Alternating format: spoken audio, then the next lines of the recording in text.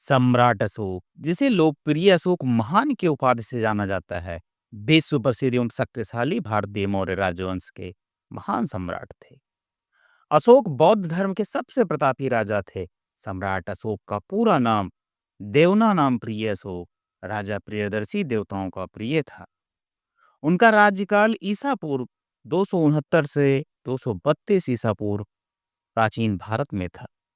मौर्य राजवंश के चक्रवर्ती सम्राट अशोक राज्य का मौर्य साम्राज्य उत्तर में हिंदू कुश तक्षशिला की श्रेणियों से लेकर दक्षिण में गोदावरी नदी, सुवर्णगिरी पहाड़ी के दक्षिण तथा मैसूर तक तथा पूरब में बांग्लादेश, पाटलिपुत्र से पश्चिम में अफगानिस्तान, ईरान, बलूचिस्तान तक पहुंच गया था।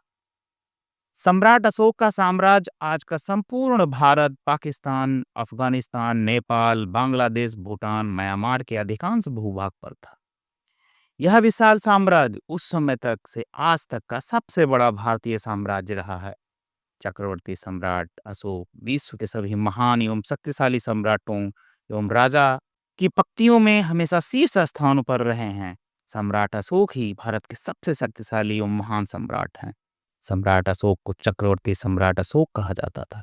सम्राट अशोक पहले शासक थे जिन्होंने भारत को एक राष्ट्र के रूप में पिरोया। इतना ही नहीं, महात्मा गांधी से कहीं पहले उन्होंने ही अहिंसा की अवधारणा की शुरुआत की। वो शायद दुनिया के पहले राजा थे जिन्होंने एक कल्याणकारी राज्य की स्थापना की। अशोक कई लोगों को कई रूपों में दिखाई देते हैं। एक विजेता जिसने युद्ध की विभीषिकाओं को देखते हुए विजय को त्याग दिया। एक साधु या कहें साधु और सम्राट का अद्भुत समन्वय। एक राजनीतिक जीनियस जिसे मानवीय मूल्यों की गहरी समझ थी। रोमिला थापर अपनी किताब Ashok and the decline of Mauryas में लिखती हैं, अशोक बहुत मायनों में अपने काल का प्रतिनिधित्व करते थे। उनकी सबसे बड़ी उपलब्धि थी कि उन्होंने अपने समय को समझा और भारतीय संदर्भ में उसकी जो जरूरतें थी उन्हें पूरा किया। सम्राट अशोक की कहानी उनके दादा चंद्रगुप्त मौर्य और उस शख्स चाणक्य से शुरू होती है जिसने उन्हें मगध की गद्दी पर बैठाया था। अशोक चंद्रगुप्त मौर्य के पोते थे। 323 ईसा पूर्व में सिकंदर की मृत्यु के 1-2 साल के अंदर ही सिंधु नदी के पूर्व में यूनानी आधिपत्य समाप्त होने लगा था। चाणक्य के मार्गदर्शन में पहले तो चंद्रगुप्त मौर्य ने घनानंद के खिलाफ हार का स्वाद चखा, लेकिन फिर उन्हें हराकर उत्तरी भारत के निर्विवाद शासक बन गए।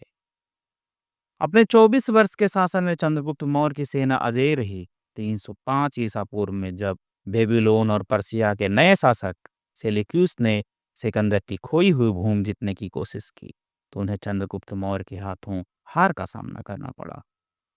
चंद्रगुप्त मौर्य के बाद बिंदुसार मगध के राजा बने। चाणक्य बिंदुसार के भी मार्गदर्शक बने। उनके पोते और शिष्य राधागुप्त ने अशोक के मगध का राजा बनने में महत्वपूर्ण भूमिका निभाई। एल बासम अपनी किताब the wonder that was India में लिखते हैं, बिंदुसार का बेटा सुसीम उनकी गद्दी का वारिस था और ये माना जा रहा था कि उनके बाद ही वो मगध का राजा बनेगा। बिंदुसार के उत्तराधिकारियों के क्रम में अशोक का नाम काफी नीचे था। वो नाटे कद के थे और मोटे भी थे। उनको त्वचा की बीमारी थी जिसकी वजह से वो बदसूरत दिखाई देते थे। शायद यही वजह थी कि उनके पिता उनसे खींचे खींचे रहते थे और संभावित वारिसों की सूची में उनका नाम हटा दिया गया था। कहा यह भी जाता है कि चक्रवर्ती सम्राट अशोक बिंदुसार तथा रानी धर्मा का पुत्र था। लंका की परंपरा में बिंदुसार की 16 पटरानियों और 101 पुत्रों का उल्लेख है। पुत्रों में केवल 3 के नाम उल्लेख हैं। वे हैं सुसीम जो सबसे बड़ा था, अशोक और तीस तीस अशोक का सहोदर भाई और सबसे छोटा था। एक दिन धर्मा को स्वप्न आया कि उसका बेटा एक बहुत बड़ा सम्राट बनेगा। उसके बाद उसे राजा बिंदुसार ने अपनी रानी बना लिया। क्योंकि धर्मा क्षत्रिय कुल से नहीं था, अतः उसको कोई विशेष स्थान राजकुल में प्राप्त नहीं था। अशोक के कई सौतेले भाई बहन थे। बचपन में उनमें कड़ी प्रतिस्पर्धा रहती थी। अशोक के बारे में कहा जाता है कि वो बचपन से सैन्य गतिविधियों में प्रवीण था। 2000 वर्षों के पश्चात सम्राट अशोक का प्रभाव एशिया, मुख्यतः भारतीय उपमहाद्वीप में देखा जा सकता है। अशोक काल में उकेरा गया प्रतीकात्मक चिन्ह, जिसे हम अशोक चिन्ह के नाम से भी जानते हैं, आज भारत का राष्ट्रीय चिन्ह है। बौद्ध पंथ के इतिहास में गौतम बुद्ध के पश्चात सम्राट अशोक का ही स्थान आता है। यही कारण था कि राजधानी पाटलिपुत्र से दूर तक्षशिला में जब विद्रोह हुआ, उनके पिता बिंदुसार ने उसे कुचलने के लिए अशोक को भेजा। उसके बाद उन्हें मध्य भारत में उज्जैन में सम्राट का राजप्रतिनिधि बनाकर भेजा गया। वहां विदिशा में एक स्थानीय व्यापारी की सुंदर बेटी महादेवी शाक्या कुमारी से उन्हें प्रेम हो गया। रोमिला थापर अपनी किताब Ashok and the decline of Mauryas में लिखती हैं, दीपा वामशा में इस शादी का कोई जिक्र नहीं है, लेकिन उसके अशोक के दो बच्चे महिंद्रा और संघमित्रा पैदा हुए, जिन्हें बाद में बौद्ध धर्म का प्रचार करने श्रीलंका भेजा गया। जब अशोक सम्राट बन गए तो महादेवी ने पाटलिपुत्र जाने के बजाय विदिशा में ही रहना पसंद किया। कहा जाता है कि देवी एक बौद्ध थी और उस समय विदिशा बौद्ध धर्म का केंद्र हुआ करता था। दूसरे, वो एक व्यापारी की पुत्री थी और उनकी सामाजिक स्थिति राज परिवार के लोगों के स्तर की नहीं थी।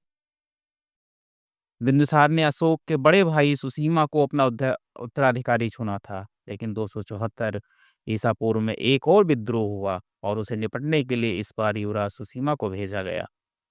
ये विद्रोह पिछले विद्रोह से अधिक गंभीर था, इसलिए राजकुमार सुसीमा को अधिक समय तक तक्षशिला में रुकना पड़ा। इसी बीच राजा बिंदुसार गंभीर रूप से बीमार पड़ गए।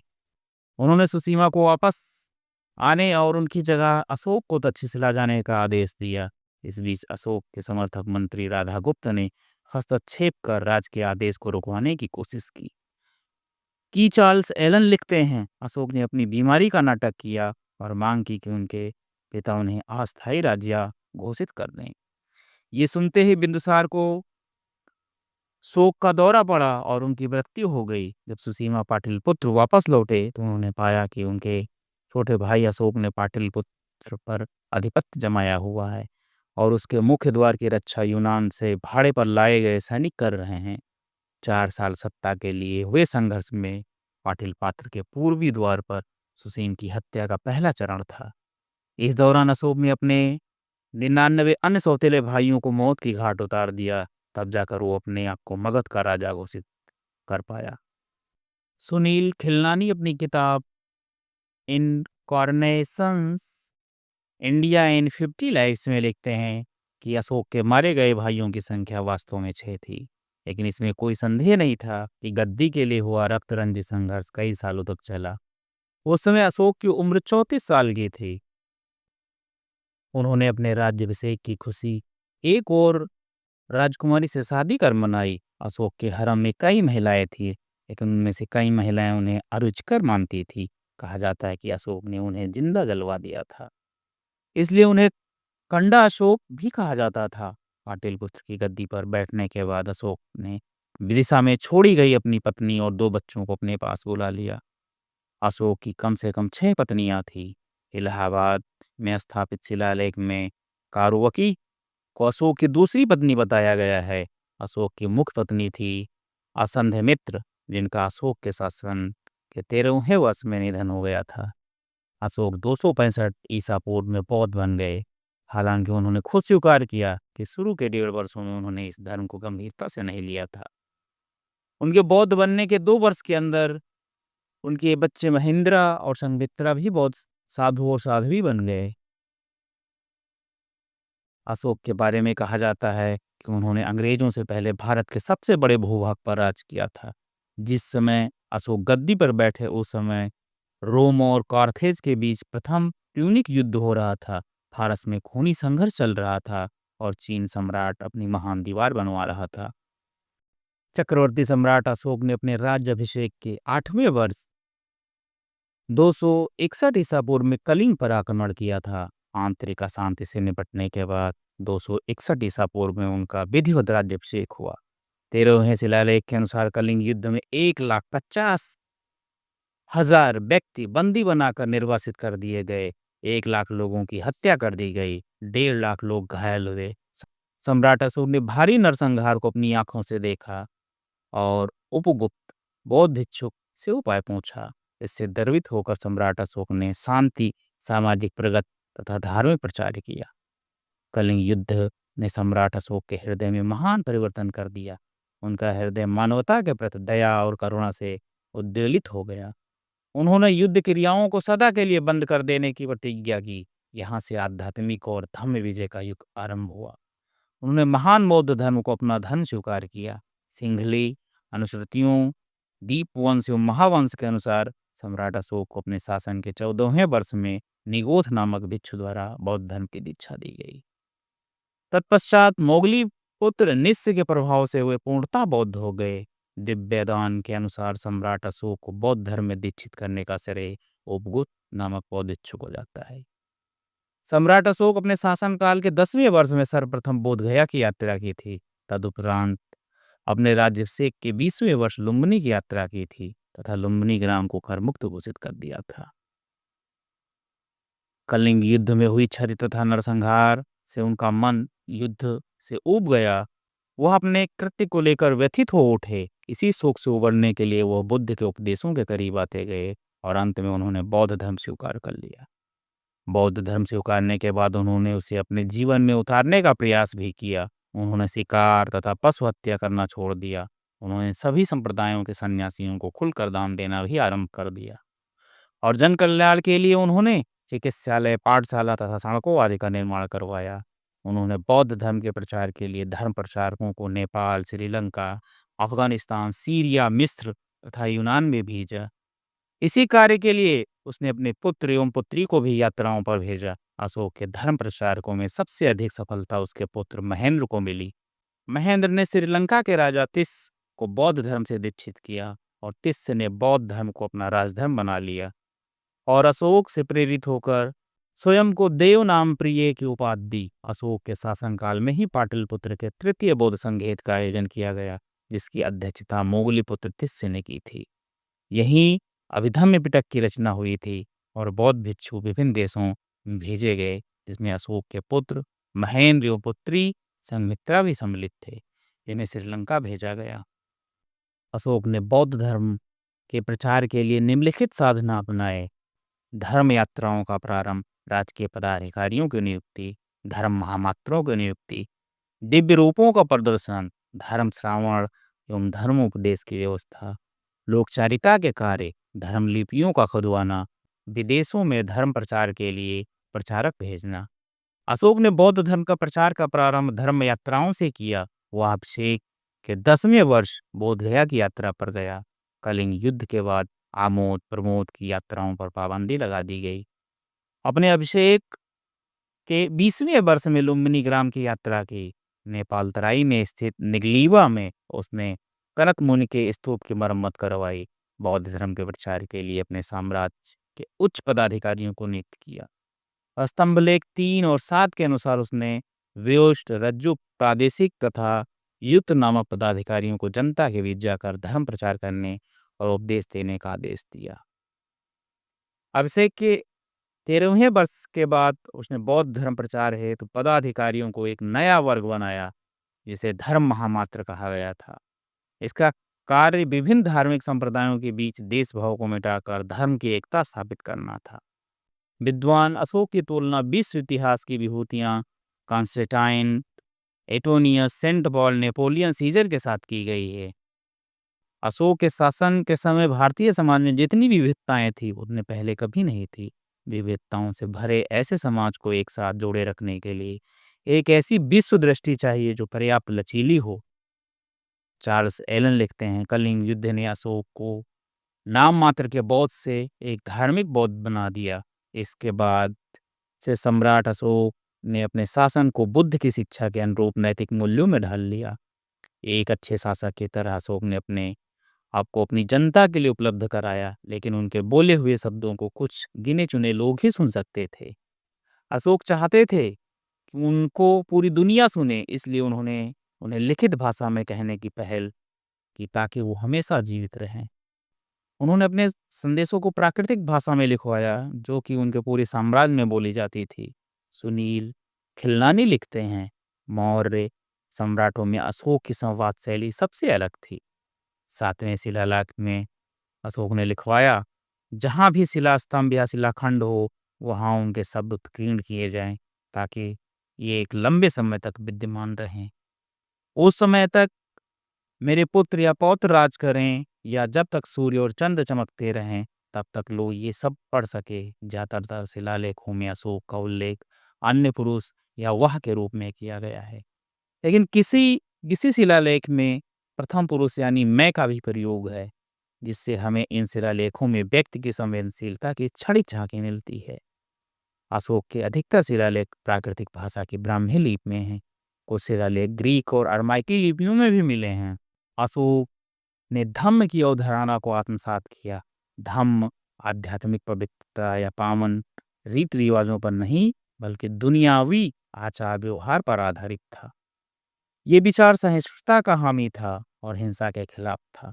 रोमिला थापर कहती हैं, अशोक जिन सिद्धांतों को सबसे अधिक महत्व देते थे, उनमें पहला है विभिन्न मत मतांतरों का सह अस्तित्व। उनका मानना था कि सबको मिलजुल कर सह अस्तित्व की भावना में रहना सीखना होगा। दूसरे मनुष्यों के संप्रदायों का सम्मान करना होगा, क्योंकि औरों के संप्रदाय का सम्मान करके ही तुम अपने संप्रदाय का सम्मान कर पाओगे। यह धम्म का मूल सिद्धांत है।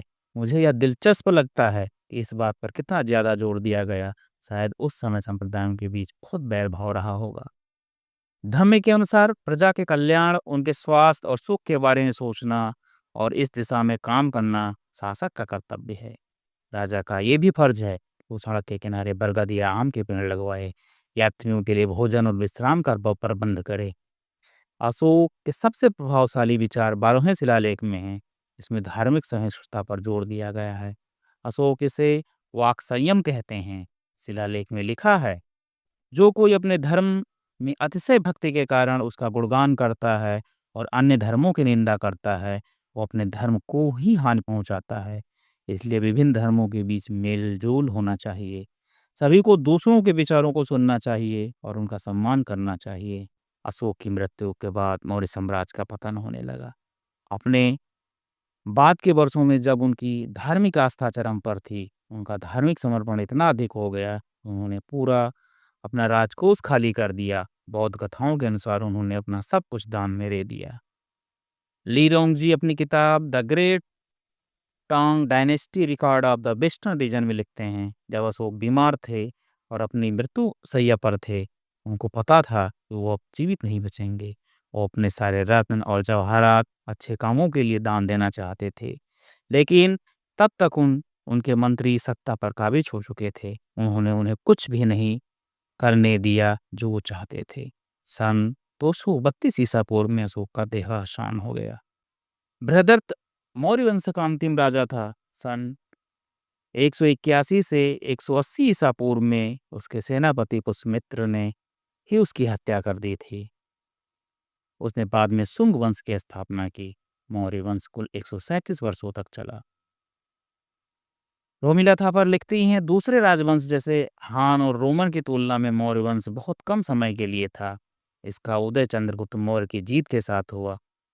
इसके पोते अशोक के समय में ही अपने चरम पर पहुंचा, लेकिन उसके बाद इसका तेजी से पतन शुरू हुआ। अशोक के बेटे और पोते अपने दादा परदादा की क्षमता और स्तर के नहीं थे। उनका शासन भी बहुत थोड़े समय के लिए था। अशोक का पूरा साम्राज्य उसके कई दावेदारों के बीच विभाजित हो गया। उनने अपने बाप दादा की तरह लेखन क्षमता भी नहीं थी। अशोक की तरह उन्होंने कोई शिलालेख नहीं छोड़ा। उनकी मृत्यु के बाद मौर्य साम्राज्य का पतन होने लगा। अंततः अशोक को भारतवासियों ने एक तरह से भुला दिया। धीरे धीरे प्राकृतिक भाषा और ब्राह्मी लिपि का इस्तेमाल समाप्त हो गया और लोग शिलालेखों पर लिखे उनके संदेश को पढ़ना भूल गए। नियत का खेल देखिए, 19वीं सदी में अशोक की दोबारा खोज की ब्रिटिश इतिहासकारों विलियम जोन्स और जेम्स मित्सप ने। उन्होंने ब्राह्मी लिपि का मतलब लोगों को समझाया। भारत की आज़ादी से सिर्फ 1 महीने पहले जुलाई 1947 में संविधान सभा में बोलते हुए जवाहरलाल नेहरू ने राष्ट्रीय झंडे का डिजाइन तय करने के लिए एक प्रस्ताव पेश किया, जिसमें अशोक के चक्र को भारतीय तिरंगे के मध्य जगह दी गई। उन्होंने कहा कि मुझे इस बात की बहुत खुशी है कि हमने न सिर्फ इस झंडे से अशोक के इस प्रतीक ही नहीं, बल्कि उनको भी जोड़ा है जो विश्व इतिहास की महत्वपूर्ण हस्ती थे। भारतीय लोगों के लिए अशोक इतना प्रेरणादायी व्यक्तित्व था कि भारत के पहले प्रधानमंत्री जवाहरलाल नेहरू ने अशोक को कमोवोस, एक नए राष्ट्र के संरक्षक संत का दर्जा दिया था। अशोक के 4 सिंह न सिर्फ भारतीय डाक टिकटों पर अंकित हैं, बल्कि भारत का ये राज्य चिन्ह संपूर्ण भारतीय जीवन का अभिन्न प्रतीक चिन्ह बन गया है। ये शांतिपूर्ण सहअस्तित्व का प्रतीक भी है। सार्वजनिक जीवन में संयम और आत्मनियंत्रण का सम्राट अशोक का संदेश आज भारतीयों के लिए चेतावनी और प्रेरणा भी है।